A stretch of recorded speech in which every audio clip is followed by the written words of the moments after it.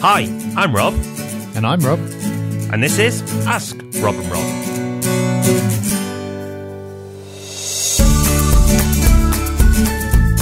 Yes, it is Ask Rob and Rob, and you get the idea by now. It's a simple format. We've got a couple of cracking questions and a couple of answers coming your way. But before that, we've also got a couple of ways for you to submit a question of your own. We have, and it's very easy. You've got two options. You can pick up your phone and call 013 808 00035. That's 013 808 00035. Normal rate supply, no premium numbers here. We won't answer, you just leave a message on the answer phone. Or you can go to thepropertyhub.net/ask.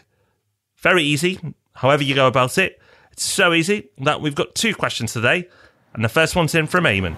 Hi Rob and Rob, Eamon here from Ireland. I love your podcast, everything you're doing is great. I've probably been listening for about 8 months now, and I've listened to about 90% of your content. It's great. I've just got two questions that I'd love to ask you. As an expat here in Dubai, trying to buy property in the UK. I've currently bought one in Birmingham, an off-plan property. It's being built at the minute and it should be done in the next 6 months. But I've been asked about the guaranteed rent, and I've been given guaranteed rental figures for 5 years, and they give you the money up front.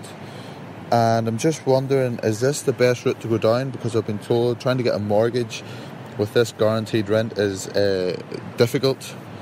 Should I go down the route of sourcing my own management company and paying a 15%, or their management company and they give me probably a lower rental figure but with an 8%? The other question is setting up a company as an expat with this is my first property. I believe it is a very sort of unique thing as it's I've been told it's very hard to do and the mortgages are hard to get. But I'm just wondering, have you got any experience on setting up a company as an expat? Okay, Eamon, thanks for your question and congrats on your investment. Birmingham is a very impressive city with lots going on. So there's a few parts to this, and this is definitely the answer. You're going to have to do a bit more research, but hopefully this will guide you with your approach. So if you can get a mortgage with that guaranteed rent, and I'll talk about your mortgageability in a minute, but if you can, you should take it because you've paid for it already, because it will have been baked into the price. If these developers, when they have guaranteed rent, nearly always it's baked into the price for what you've paid for. That's how they go about it. So you should take advantage of it. I appreciate, though, mortgageability may be a challenge. Now, with expat mortgages, which is what you came to at the end, start talking about it, through a limited company, it is possible. For example, as we record this, I know Shawbrook are open to lending to expats through a limited company. But you need to use a mortgage broker who's worked with expats before. So don't just pick a random mortgage broker in the UK. Pick one that's worked with expats before. And I'm sure the developer, because they've sold to an expat, will be able to recommend one. So go down that route. Then in terms of should you use their management company or another management company and pay more? Well, 15% for London is probably average, but for Birmingham sounds quite high. I know at Yellow Lettings we're only 10%, for example, to give you an idea. So at 8%, if they are going to get you a lower amount, then I can see why you'd be attracted to that. But why would they? If they're any good, they should just get you the maximum amount, and what they charge you for management is relevant. So my advice there is shop around, find the best letting agent rather than the cheapest, and go from there. So mortgageability, speak to a broker. Guaranteed rent, take it if you can. And in terms of rental management company, pick the best, not the cheapest, and they'll pay for themselves many times over. Excellent answer. Thank you, Rob. And I hope that helps you out, Eamon. Good luck with your investment. Let's move on now to a question from Gareth from Halifax. Hi, Rob and Rob.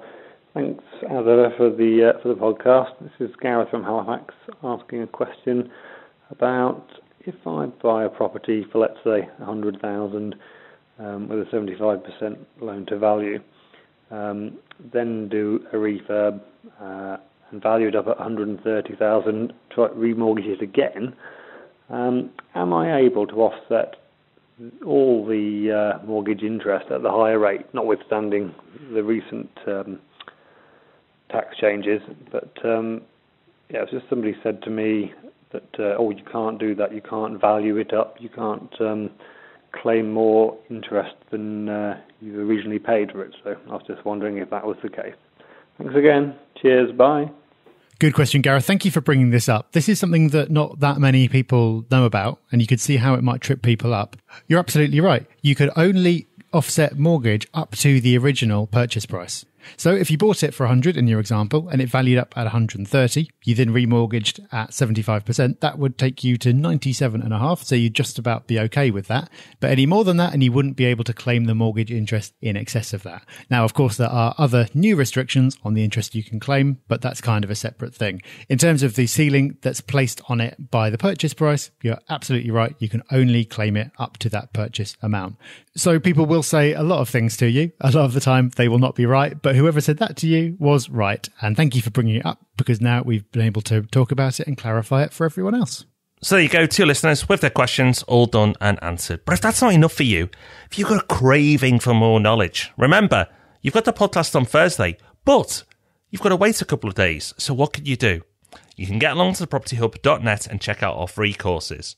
Go to the main homepage, click the tab at the top, which will send you to the courses, and you can use them free to your heart's content. We're updating them all the time, and you'll find hours of content there, so take advantage of them. But as we said, we'll be back on Thursday with the Property Podcast. So until then, take care. Bye-bye. Bye-bye.